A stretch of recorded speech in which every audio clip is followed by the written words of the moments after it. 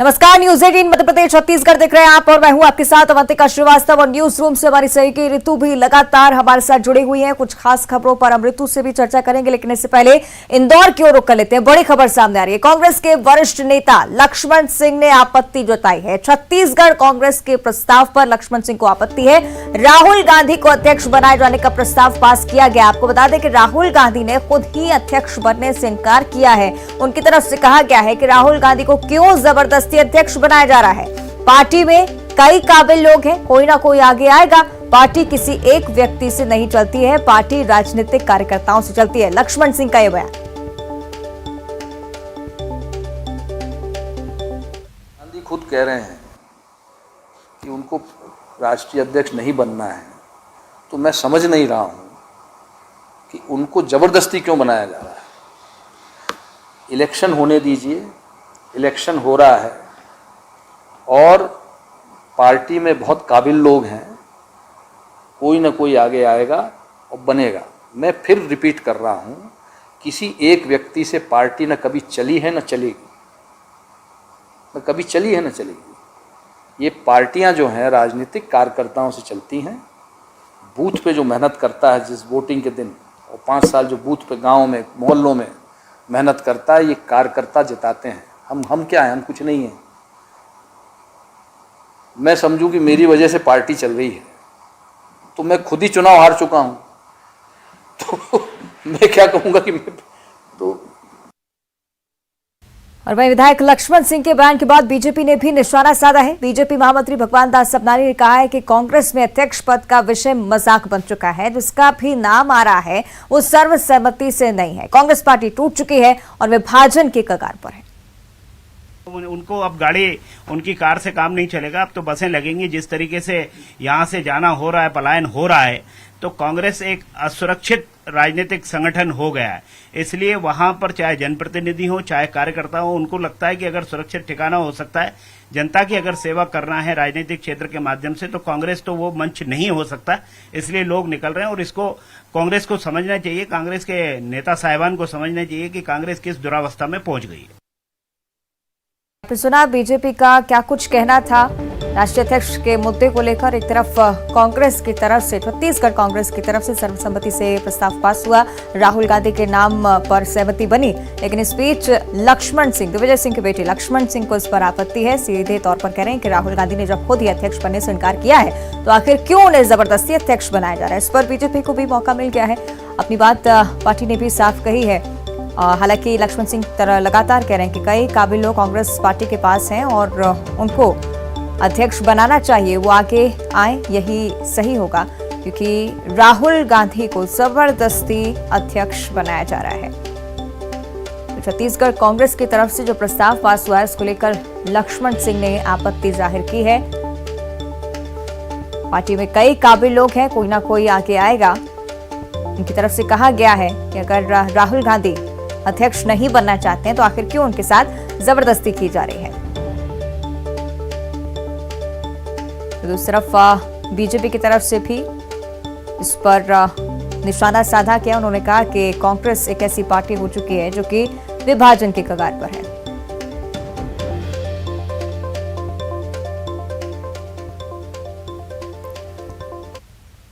चलिए, ज्यादा जानकारी इस पर हम लेंगे। सहयोगी अरुण त्रिवेदी हमारे साथ इंदौर से लाइव जुड़ रहे हैं। अरुण, लगातार एक ऐसी पार्टी कांग्रेस बन चुकी है जो परिवारवाद का दंश झेल रही है, और इस बीच बीजेपी को भी एक ऐसा मौका मिल गया है जो इस पर निशाना साधने को तैयार है। अरुण, दरअसल देखिए, राजस्थान कांग्रेस कमेटी और दिल्ली कांग्रेस कमेटी ने एक प्रस्ताव पारित किया कि राहुल गांधी को कांग्रेस का राष्ट्रीय अध्यक्ष बनाया जाए। उसके बाद आज छत्तीसगढ़ प्रदेश कांग्रेस ने भी ये प्रस्ताव पारित कर दिया कि राहुल गांधी को कांग्रेस का राष्ट्रीय अध्यक्ष बनाया जाए। इसी पर कांग्रेस के जो वरिष्ठ विधायक हैं और दिग्विजय सिंह के भाई हैं लक्ष्मण सिंह, उन्होंने आपत्ति जताई है। उनका कहना है कि जब राहुल गांधी खुद मना कर चुके हैं कि वो राष्ट्रीय अध्यक्ष नहीं बनना चाहते हैं, राष्ट्रीय अध्यक्ष बनने के लिए तैयार नहीं है, फिर क्यों ये बार बार बात उठ रही है कि उन्हें अध्यक्ष बनाया जाए। उन्होंने कहा कि पूरा गांधी परिवार मना कर चुका है कि वो राष्ट्रीय अध्यक्ष नहीं बनना चाहते। सोनिया गांधी तो 10-15 साल पहले ही इस्तीफा दे चुकी हैं राष्ट्रीय अध्यक्ष के पद से। ऐसे में अब अगर प्रियंका गांधी अध्यक्ष बनना चाहती हैं तो उन्हें भी चुनाव लड़ना चाहिए, क्योंकि कार्यकर्ता ही तय करेंगे कि अध्यक्ष कौन होगा। तो एक तरह से कांग्रेस पार्टी के अंदर ही गांधी परिवार के पक्ष और विपक्ष दो तरह के धड़े कांग्रेस पार्टी में बन गए हैं, और यही वजह है कि ये जो बयान आया है ये काफ़ी महत्वपूर्ण है, क्योंकि लक्ष्मण सिंह बहुत जो भी बयान देते हैं बहुत सोच समझ कर देते हैं। उन्होंने जो बयान दिया है ये भी बड़ा सोच समझ कर दिया है। उन्होंने कई उदाहरण भी दिए हैं कि नरसिम्हा राव कांग्रेस के अध्यक्ष रहे हैं, वो गांधी परिवार से नहीं थे। ऐसे में कई लोग रहे हैं, 2-3 लोग रहे हैं जो गांधी परिवार से नहीं रहे हैं और पार्टी के अध्यक्ष रहे हैं। ऐसे में पार्टी के जो कार्यकर्ता हैं, पार्टी के जो नेता हैं, 9 से 9 हज़ार करीब वोटर हैं, वो ये तय करेंगे कि कौन पार्टी का राष्ट्रीय अध्यक्ष होगा। और इस तरह की बातें, इस तरह के प्रस्ताव पास करना ठीक नहीं है। ठीक है, शुक्रिया आपका अरुण इस पूरी जानकारी के लिए। और इस बीच लक्ष्मण सिंह के बयान को लेकर पूर्व मंत्री जीतू पटवारी ने क्या कुछ कहा ये भी आपको बता देते हैं। उन्होंने कहा है कि सर्वसम्मति से कोई बात होती है तो कोई बुराई नहीं है। कांग्रेस पार्टी में चुनाव हो रहे हैं, कोई भी भाग इसमें ले सकता है। कांग्रेस के इलेक्शन प्रदेश देश के अध्यक्ष को लेकर अखिल भारतीय कांग्रेस कमेटी ने चुनाव की प्रक्रिया चालू कर दी है। अब ये प्रस्ताव और ये प्रक्रिया अलग अलग प्रदेशों के अपने मैं मानता हूं कि सबका मिलजुल के होने वाला प्रस्ताव आता है। अगर उसके अगेंस्ट कोई बात करता है, प्रस्ताव के समर्थन में कोई बात करता है, तो सर्वसम्मति बनती है। तो सर्वसम्मति हो रही है तो मैं मानता हूं कि इसमें भी कोई नकारात्मकता नहीं। और चुनाव चल रहा है, जिसको जो जीतेगा, जो लड़ेगा, जो इसमें भाग लेगा, रिजल्ट जो कांग्रेस के वर्कर है, पीसीसी एआईसीसी डेलीगेट्स वो देंगे, वोट देंगे। आगे बढ़ते हैं, अगली खबर भी राजधानी भोपाल से। कांग्रेस प्रभारी जेपी अग्रवाल ने एक बैठक की है। कांग्रेस पदाधिकारी, प्रभारियों, विधायकों और पूर्व मंत्रियों के साथ ये बैठक थी। कांग्रेस नेताओं के साथ चर्चा की है। संगठन को मजबूत करने के साथ ही पार्टी में कसावट लाने के लिए बैठक हो रही है। संगठन के कार्यक्रमों की भी समीक्षा की जा रही है। इस बैठक में भारत जोड़ो यात्रा को लेकर भी बैठक में चर्चा हुई है।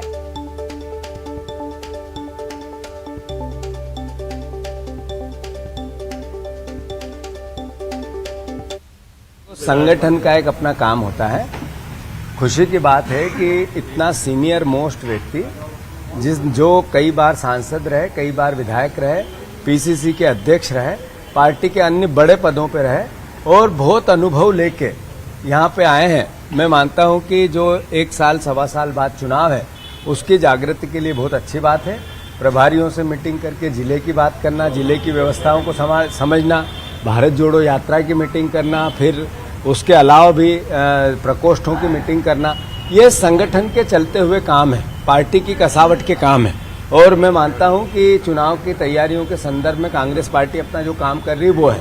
पर चूंकि एक अनुशासित पार्टी, सब मिलजुल कर कांग्रेस पार्टी के विचार को घर घर ले जाना और भारत जोड़ो यात्रा के माध्यम से इनकी जितनी कमियां हैं, देश में 2014 में नरेंद्र मोदी ने जो सपने दिखाए थे उसके विपरीत जब देश गया, तो उन बातों को आम जनता तक ले जाना, ये काम। बात करते हैं जबलपुर की, जहां पर बलिदान दिवस का कार्यक्रम रखा गया। मुख्यमंत्री शिवराज सिंह चौहान मौजूद रहे, उपराष्ट्रपति मौजूद रहे, साथ ही साथ राज्यपाल भी मौजूद रहे। बड़ा कार्यक्रम रखा गया। आपको बता दें कि राजा शंकर शाह और रघुनाथ शाह के बलिदान दिवस पर यह कार्यक्रम आयोजित किया गया। साथ ही साथ सीएम ने कहा कि पेसा एक्ट के बारे में हमने पूरी गंभीरता से विचार किया है और इसी साल से पेसा कानून मध्य प्रदेश में लागू कर दिया जाएगा ताकि आदिवासियों को सम्मान और पूरा अधिकार मिल सके। वन ग्रामों को राजस्व ग्रामों में बदलने का ऐलान भी मंच से सीएम शिवराज सिंह चौहान ने किया। बैकलॉग पदों पर भर्ती का भी अभियान चलाया जाएगा जिससे आरक्षण का लाभ मिल सके।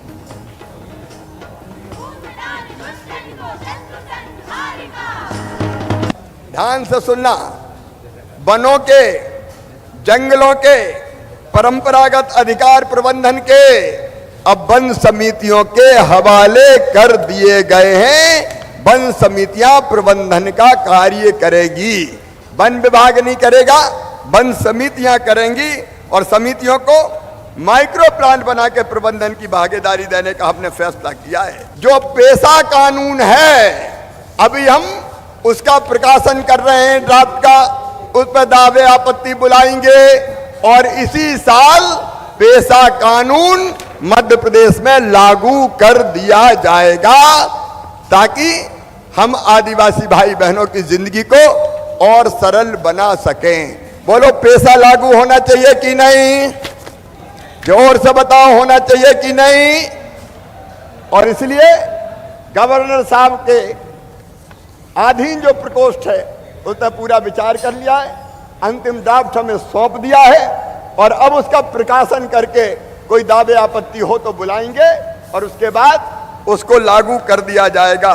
एक बात कई भाई आदिवासी भाई बहन मांग करते थे और वो ये थी कि जो वनग्राम है वहां कोई सुविधा रहती नहीं है, कोई सुविधा मिलती नहीं है सरकारी, और इसलिए वनग्रामों को राजस्व ग्रामों में बदल दिया जाए। ये मांग सबकी थी कि नहीं थी बताओ? अरे थी कि नहीं? और मुझे बताते हुए खुशी है कि 827 वनगांवों को राजस्व गांव बना दिया गया है। वहां सारी सुविधाएं हमारे रहने वाले भाई बहनों को दी जाएगी। और एक और खबर जबलपुर से है, जहां पर मुख्यमंत्री शिवराज सिंह चौहान पहुंचे और लेक्चर के दौरान उन्होंने कहा कि जिस तरह की घटना घटित भोपाल में हुई है उस पर उसने सोचने और मजबूर कर दिया है, क्योंकि इस तरह की घटनाएं लगातार सामने आ रही हैं। हम हर संभव प्रयास कर रहे हैं कि इस तरह की घटनाएं घटित ना हों और ना ही ऐसे घटना सामने आए, पर लगातार ऐसे मामले सामने आ रहे हैं। अब जल्द से जल्द कार्रवाई होगी। और मुख्यमंत्री ने कार्यक्रम में मौजूद सभी न्यायाधीशों को संबोधित करते हुए कहा कि दुष्कर्मियों पर कानून को भी सख्त होना होगा और इसके लिए विधायिका और न्यायपालिका को बैठकर गंभीर विचार करने की जरूरत है। अभी अभी भोपाल में घटना घटी, आप लोगों ने पढ़ा, छोटी सी बेटी 3 साल की, आया बस में थी, बावजूद इसके ड्राइवर ने अनैतिक आचरण किया। अब कई बार जब ऐसी घटनाएं घटती है तो समझ में नहीं आता कि कदम और कैसे उठाए जाएं। मैं आपको बताते हुए दुखी हूं कि यौन उत्पीड़न की और विशेषकर मासूमों के साथ, बच्चों के साथ जो अनैतिक घटनाएं घटती है उनमें से 92% परिचितों के द्वारा और उनमें से कुछ रिश्तेदारों के द्वारा भी की जाती है। मध्य प्रदेश में हमने कानून बनाया, मध्य प्रदेश विधानसभा में शायद सबसे पहले मध्य प्रदेश ने किया था कि मासूम बेटियों के साथ जो दुराचार करेगा वो सीधे फांसी के फंदे पे लटका दिया जाए। इस तरह का मध्य प्रदेश की विधानसभा ने विधेयक पारित किया, सजा कई लोगों को। आगे बढ़ते हैं। राजधानी भोपाल से अगली बड़ी खबर, कमलनाथ का क्लियर मैसेज कांग्रेस छोड़ने वालों को। उन्होंने साफ कह दिया है कि जो पार्टी से जाना चाहते हैं जा सकते हैं, ज्यादा होगा तो मैं अपनी गाड़ी दूंगा, चले जाए, मैं किसी को मनाने नहीं पहुंचूंगा। कमलनाथ का ये बड़ा बयान, मैं किसी व्यक्ति के हित में फैसला नहीं ले सकता, मेरा फैसला पार्टी के हित में होगा। आपको बता दें कि अरुणोदय चौबे को लेकर पूछे गए सवाल के जवाब में तमाम बड़ी बातें कमलनाथ ने कही हैं। उन्होंने कहा है कि वो पहले से ही पार्टी से निष्कासित है। साथ ही मिशन 2023 से पहले ट्राइबल पॉलिटिक्स भी मध्य प्रदेश में देखने को मिल रही है। आदिवासियों के नाम पर बीजेपी कांग्रेस एक बार फिर से आमने सामने। पीसी चीफ कमलनाथ का बड़ा आरोप ये कि बीजेपी सरकार का मकसद आदिवासियों को बांटना है। इवेंट का बहाना करते हैं लेकिन काम बांटने का करते हैं। आदिवासियों की उपजातियों को पैसा देकर बांट रही है बीजेपी। धर्म जाति के नाम पर बांटने का काम करते हैं बीजेपी वाले, ये कहना है कमलनाथ का। साथ ही ये भी कहा है कि आदिवासियों को बांटने के लिए तरह तरह के लोगों को फंडिंग की जा रही है, भील भिलाला को बांटा जा रहा है। का फोकस आदिवासी समाज को बांटने पर है। भील भिलाला को बांटो, गोंड कोरकू कोल को बांटो, ताकि आदिवासी समाज जो हमेशा एक रहा है वो एक नहीं होए।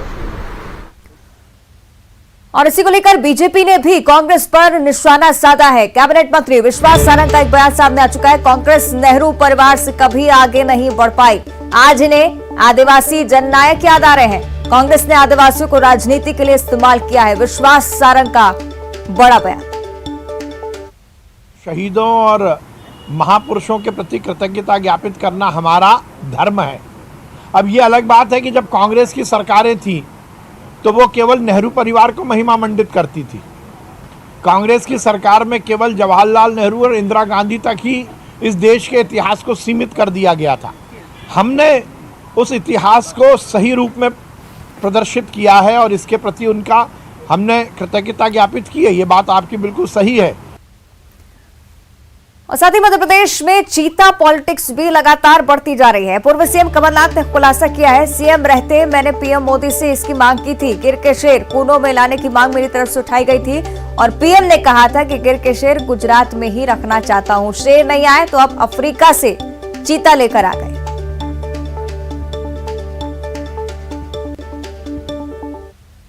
हाँ, तो गिर के लायन आने थे, शेर आने थे। मैंने खुद जब मैं मुख्यमंत्री था ये समझौता हो चुका था 10 साल पहले, गिर के आएंगे। मैं खुद जब मुख्यमंत्री था मैंने मोदी जी से निवेदन किया था कि हमारी पूरी तैयारी हो गई है, अब आप भेज दीजिए ये जो शेर है गुजरात से। उन्होंने कहा वो तो मैं भेज नहीं पाऊंगा, वो तो गुजरात में ही मैं रखना चाहता हूँ। उन्होंने मुझे साफ कहा, अब उसकी जगह ये अफ्रीका से चीता ले आए। और वहीं कमलनाथ के बयान पर पलटवार करते हुए मंत्री विश्वास सारंग ने कहा है कि कांग्रेस और कमलनाथ को केवल नकारात्मक बातें करने की आदत है। कूनों में पीएम मोदी ने जो चीता प्रोजेक्ट शुरू किया है वो काफी महत्वपूर्ण है और इस निर्णय से वन और वन्य प्राणियों का संरक्षण होगा। कांग्रेस को और कमलनाथ जी को केवल नकारात्मक बातचीत करने की आदत है। कूनों में जो कल प्रधानमंत्री जी द्वारा चीता प्रोजेक्ट शुरू किया गया है वो बहुत ही महत्वपूर्ण है। अब मुझे आश्चर्य होता है कि कमलनाथ जी स्वयं वन और पर्यावरण मंत्री रहे केंद्र सरकार में, उनके समय ऐसा कुछ क्यों नहीं हो पाया। देखिए, हम यदि इस धरा पर, इस पृथ्वी पर हैं तो ये हमारा दायित्व है कि हम पर्यावरण का संरक्षण करें, उसका संवर्धन करें, इकोसिस्टम को मेंटेन करने, इकोसिस्टम को और मजबूत करने का ये एक बहुत बड़ा काम किया है केंद्र की सरकार ने और नरेंद्र मोदी जी ने। और कोनों में देश की आशा है और देश को कोनों से कई सारी उम्मीदें हैं। कल ही प्रधानमंत्री नरेंद्र मोदी कोनों पहुंचे, उन्होंने चीतों की सौगात दी है, बता दें आपको, और साथ ही साथ एक चीते का नाम उन्होंने आशा रखा है और इसी को लेकर चर्चाएं भी अब हो रही हैं। और ये बड़ी सौगात प्रधानमंत्री द्वारा दी गई है और एक मादा है जिसकी उम्र 4 साल बताई जा रही है, जिसका नाम आशा रखा गया है। इस मादा चीते का नाम रखे जाने के पीछे भी एक कहानी है। दरअसल इस चीते को एक नामीबिया यसाई फ्रांस इंडिगो की एक लग्जरी गेम रिजर्व से पकड़ा गया था, इसीलिए इसका नाम बिजनेसमैन के नाम पर फ्रांस इंडिगो पुकारा जाने लगा। लेकिन नामीबिया का चीता कंजर्वेशन फंड चाहता था पीएम अपने जन्मदिन पर इस मादा चीते को नाम दें और पीएम ने इसका नाम आशा रखा। 70 साल बाद भारत में चीतों की वापसी के बाद उम्मीद है कि एक बार फिर भारत के जंगल चीतों से आबाद होंगे और आशा इसी उम्मीद का नाम है।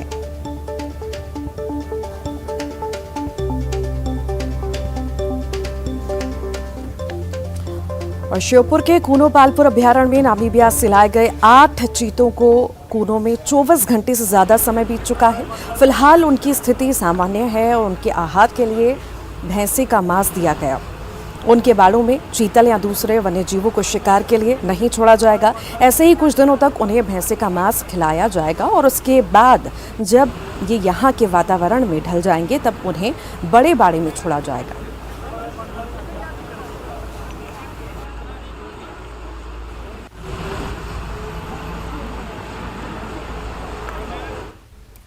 आगे बढ़ते हैं। भोपाल से बड़ी खबर है। सब इंस्पेक्टर विनोद पंथी पर मारपीट का आरोप लगाया गया। महिला और नाबालिग बेटे के साथ मारपीट का आरोप इन पर है और बर्थडे केक काटने को लेकर पूरा विवाद शुरू हुआ था। विनोद पंथी मारपीट का जो वीडियो है सोशल मीडिया पर लगातार वायरल हो रहा है। बजरिया थाना क्षेत्र का ये मामला है। वीडियो आपको दिखा रहे हैं टीवी स्क्रीन पर। यह है सब इंस्पेक्टर विनोद पंथी जिन पर मारपीट का आरोप है।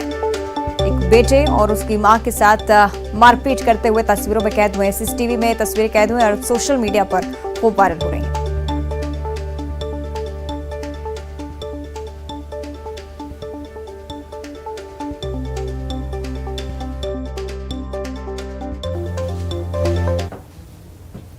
रतलाम की बात करेंगे जहां पर भीषण सड़क हादसा हुआ है और इस हादसे में एक महिला की मौत की खबर है। दरअसल एक जीप में कई सारे लोग सवार होकर जा रहे थे। अचानक से ये बड़ा हादसा हो गया जिसमें एक महिला की मौत हो गई। महतपुर रोड के पास जीप पलट गई अनियंत्रित होकर और एक महिला की मौत की खबर है, जबकि 4 अन्य लोग घायल हैं। मृतक और सभी घायल महतपुर के रहने वाले हैं। सभी अपने घर लौट रहे थे। स्थानीय लोगों की मदद से घायलों को आलोट सरकारी अस्पताल लाया गया।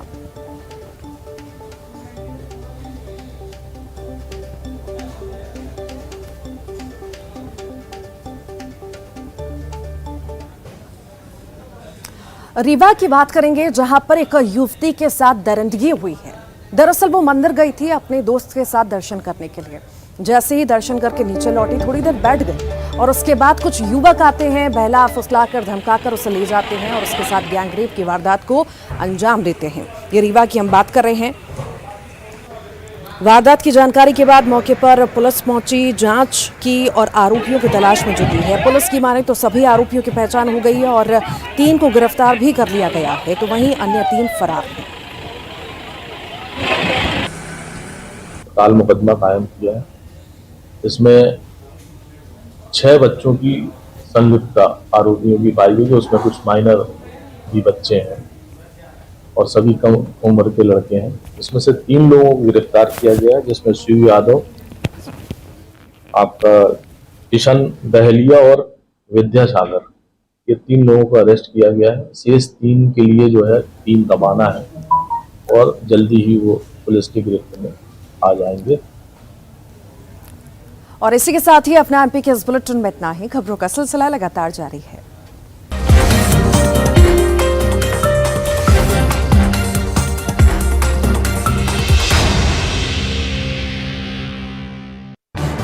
इस न्यूज हेड